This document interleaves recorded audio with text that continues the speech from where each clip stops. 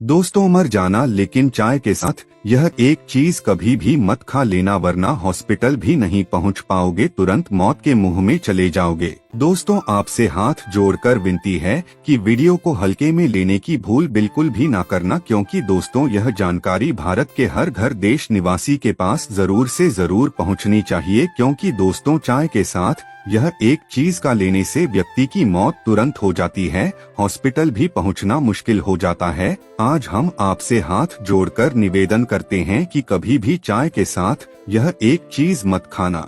दोस्तों, चाय के साथ यह जो चीज हम आपको बताने जा रहे हैं, इसे खाने से चाय जहर बन जाती है पेट में और उसे आपकी तुरंत जान चली जाती है। और दोस्तों, यदि आप भी दूध और चीनी वाली चाय पीते हैं तो आज यह वीडियो देख लेना, वरना जिंदगी भर पछताओगे। आज भी दोस्तों भारत में 90% घरों में चाय दूध चीनी वाली ही चाय बनती है, परंतु दोस्तों आपको पता नहीं, अगर आप दूध चीनी वाली चाय पीते हैं तो और लंबे समय तक लगातार पी रहे हैं तो इससे आपके शरीर में ऐसी बीमारियां जन्म लेगी जिनका इलाज डॉक्टर के पास भी नहीं होगा। दोस्तों, आज की आधुनिक समय में जो नई महिलाएं शादी ब्याह रचा के आ रही है, उन्हें घर परिवार से संबंधित नॉलेज नहीं है। दोस्तों, जो आजकल की महिलाएं होती हैं, उन्हें चाय बनाना भी सही से नहीं आती है। और दोस्तों, पहले की जो महिला होती थी उन्हें चाय बनाना काफी ज्यादा अच्छा आता था। और दोस्तों, वैसे भी आजकल की महिलाएं घर परिवार की तरफ कम ध्यान देती है और गलत कामों में ध्यान ज्यादा रहता है, जिसके कारण से माता लक्ष्मी रूठ जाती है। परंतु दोस्तों, आपको घबराने बिल्कुल भी नहीं है। हम चाय बनाने का जो तरीका आपको बताने वाले हैं, उससे अच्छा तरीका कोई नहीं बता सकता है। दोस्तों, जिस तरह से भगवान की पूजा करने का समय होता है, इस तरह से दोस्तों पति और पत्नी का एक दूसरे के साथ संभोग करने का सही समय होता है। परंतु आधुनिक समय में कई महिलाएं और कई पुरुष संभोग करने का समय भी नहीं देखते हैं। जैसे दोस्तों, कोई महिला किचन में खाना बना रही होती है तो पुरुष संभोग के लिए रसोई में ही टूट पड़ता है, जबकि ऐसा करना उचित नहीं है। दोस्तों, शाम ढले और चाय की चुस्की ना हो तो कई लोगों को मजा ही नहीं आता। हिंदुस्तान में चाय एक नशा ही है। लोग दिन में 3-4 कप चाय यूं ही पी जाते हैं। कहते हैं कि चाय के लिए लोग मना नहीं करते हैं। कई बार तो सुबह की शुरुआत चाय के साथ होती है और रात का अंत भी। हर किसी को चाय अपनी तरह की ही पसंद होती है। कोई चाय में दालचीनी पसंद करता है, किसी को चाय में शक्कर कम पसंद है तो किसी को ज्यादा। लेकिन दोस्तों, जो चाय बनाने का तरीका हम बताने जा रहे हैं, इससे अच्छा तरीका हो ही नहीं सकता है। दोस्तों, चाय में हमें पानी के साथ चाय पत्ती डालनी चाहिए या फिर दूध के साथ। दूध को कितनी देर तक उबालना सही होता है, आज हम आपको इन सारे सवालों के जवाब देंगे। दोस्तों, अगर आप पहले दूध डाल देते हैं तो यह शायद आपका तरीका होगा, लेकिन इससे स्वाद पर बहुत असर पड़ता है।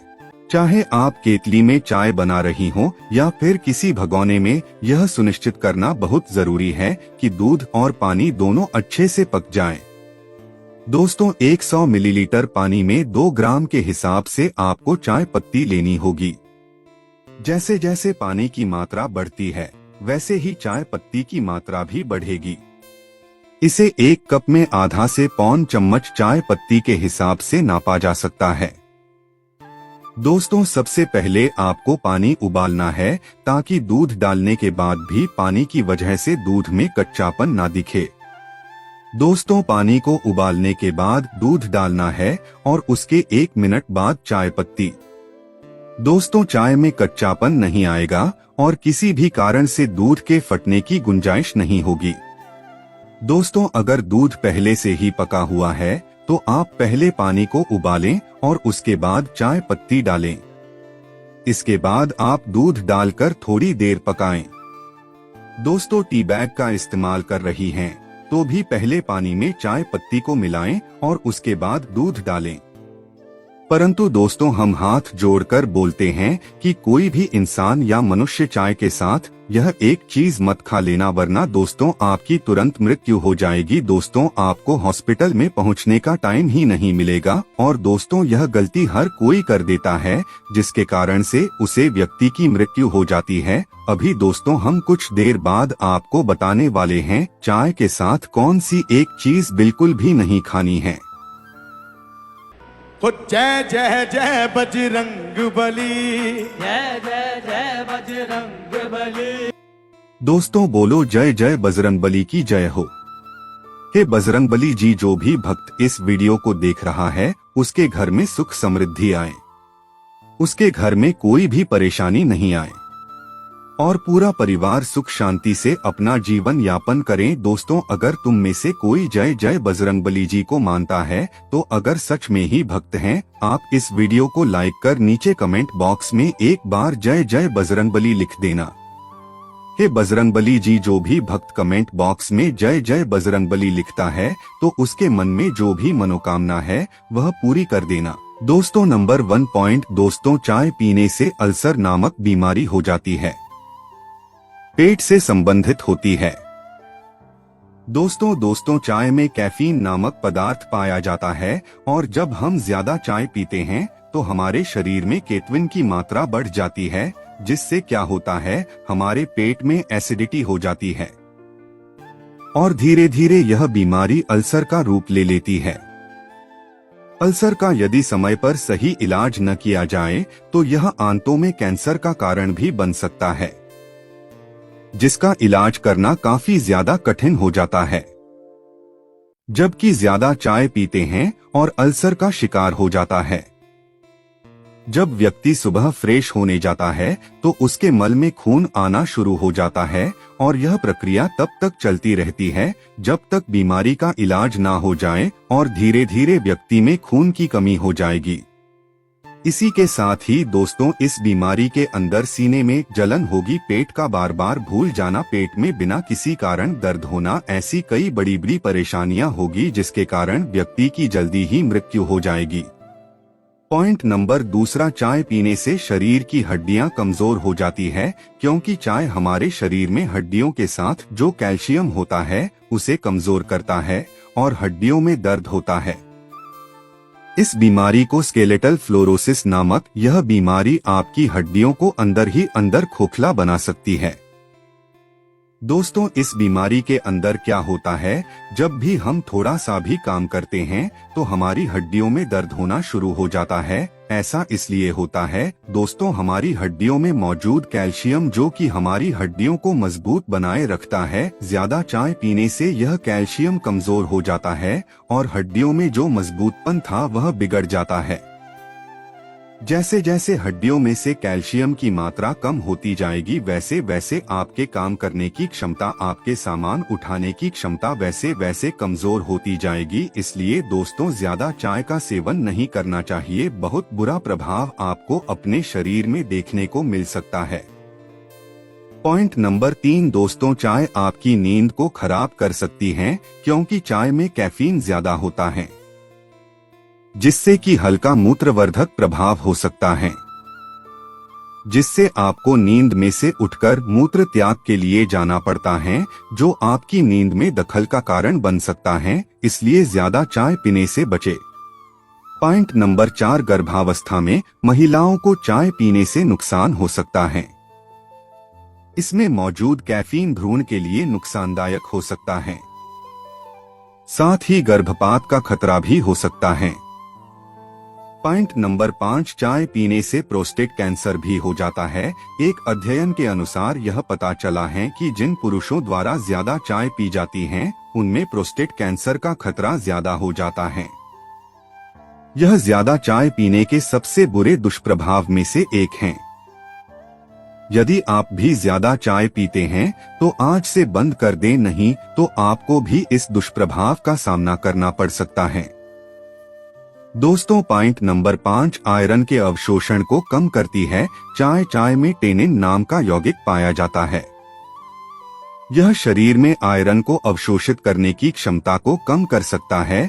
यही कारण है कि भोजन करने के तुरंत बाद चाय पीने से मना किया जाता है। दोस्तों, पॉइंट नंबर 6, चिंता और तनाव का कारण बन सकती है। चाय में कैफीन होता है और कैफीन के अधिक सेवन से मस्तिष्क संबंधी रोगों का भी सामना करना पड़ सकता है। अत्यधिक मात्रा में चाय का सेवन चिंता, तनाव और बेचैनी को बढ़ा सकती है। दोस्तों पॉइंट नंबर 7, अनिद्रा और हृदय रोग का कारण बन सकती है चाय। हालांकि लेख में बताया जा चुका है कि चाय कुछ हद तक हृदय रोग में सहायक हो सकती है। इसके बावजूद चाय में मौजूद कैफीन के कारण इसका अधिक सेवन कार्डियोवैस्कुलर, हृदय रोग और अनिद्रा का कारण बन सकता है। जी मचलने या मतली का कारण बन सकती हैं। चाय दोस्तों ग्रीन और ब्लैक टी में कैफीन होता है, जिस वजह से चाय का अधिक सेवन जी मिचलाने की शिकायत पैदा कर सकता है। दोस्तों आपसे गुजारिश करते हैं कि कभी भी चाय के साथ यह कि जो हम आपको बताने वाले हैं इसे आप कभी भी मत खाना, वरना जिंदगी भर आप पछताओगे और मौत के मुंह में चले जाओगे। इसलिए दोस्तों हम आपको अभी वीडियो में ही बता देंगे कौन सी वह एक चीज है जो चाय के साथ बिल्कुल भी नहीं खानी चाहिए। दोस्तों चाय पीने के फायदे। चाय पीने वालों के लिए यह किसी एनर्जी ड्रिंक से कम नहीं है। इसे दुनिया भर में सबसे ज्यादा पीने वाला पेय पदार्थ माना जाता है। वहीं सर्दियों के दिनों में चाय किसी औषधि से कम नहीं है। चाय का वैज्ञानिक नाम कैमेलिया साइनेंसिस है। इसमें कई औषधीय तत्व मौजूद हैं जो कैंसर, हृदय रोग, गठिया और मधुमेह के जोखिम को कम कर सकते हैं। उससे पहले यह समझना जरूरी है कि चाय के अधिक सेवन के कारण कैफीन के नकारात्मक परिणाम भी सामने आ सकते हैं। साथ ही यह भी ध्यान रखना होगा कि चाय को किसी समस्या का पूर्ण उपचार नहीं कहा जा सकता है। दोस्तों पहला, कैंसर से बचाव में चाय के फायदे। कैंसर से बचाव में चाय कुछ हद तक फायदेमंद साबित हो सकती है। दरअसल चाय में पॉलीफेनॉल्स पाए जाते हैं जो ट्यूमर कोशिकाओं को फैलने से रोक सकते हैं। NCBI national centre for biotechnology information की वेबसाइट पर इसी संबंध में कई शोध उपलब्ध हैं। इनके अनुसार ग्रीन टी ग्लूटाथियोन एसिट्रांसफरेज और क्विनोन रिडक्टेस जैसे डिटॉक्सिफिकेशन एंजाइम को सक्रिय करने का काम कर सकती है, जो ट्यूमर को बढ़ने से रोकने का काम कर सकते हैं। इसके अलावा ग्रीन टी और ब्लैक टी में मौजूद antioxidant flavonoids epicatechin gallate chemo preventive cancer रोधी प्रभाव दिखा सकते हैं। दोस्तों दूसरा है हृदय के लिए फायदेमंद है चाय। दोस्तों संतुलित मात्रा में ग्रीन टी या ब्लैक टी का सेवन हृदय को स्वस्थ रखने में मददगार साबित हो सकता है। दरअसल चाय का सेवन करने वाले लोगों में ब्लड प्रेशर, सीरम में लिपिड की मात्रा और डायबिटीज नियंत्रित रहती है। साथ ही कोलेस्ट्रॉल भी कम होता है, जिससे शरीर को हृदय रोग होने की संभावना कम होती है। फिलहाल हृदय स्वास्थ्य के मामले में चाय के बेहतर प्रभाव जानने के लिए अभी और वैज्ञानिक शोध की जरूरत है। दोस्तों अर्थराइटिस में चाय पीने के फायदे। दोस्तों रूमेटाइड अर्थराइटिस से पीड़ित व्यक्ति के जोड़ों में दर्द, कठोरपन और सूजन बनी रहती है। इस समस्या में ग्रीन टी आराम पहुंचा सकती है। NCBI में प्रकाशित एक शोध के अनुसार ग्रीन टी और ब्लैक टी में एंटी इन्फ्लेमेटरी गुण होते हैं जो गठिया के जोखिम को कम करने में मदद कर सकते हैं। 5. हालांकि इस शोध में चूहों पर ग्रीन टी और ब्लैक टी के प्रभाव देखे गए थे, मनुष्य पर नहीं। इसलिए कहा जा सकता है कि ग्रीन टी गठिया के घरेलू उपचार के रूप में कुछ हद तक सहायक हो सकती है।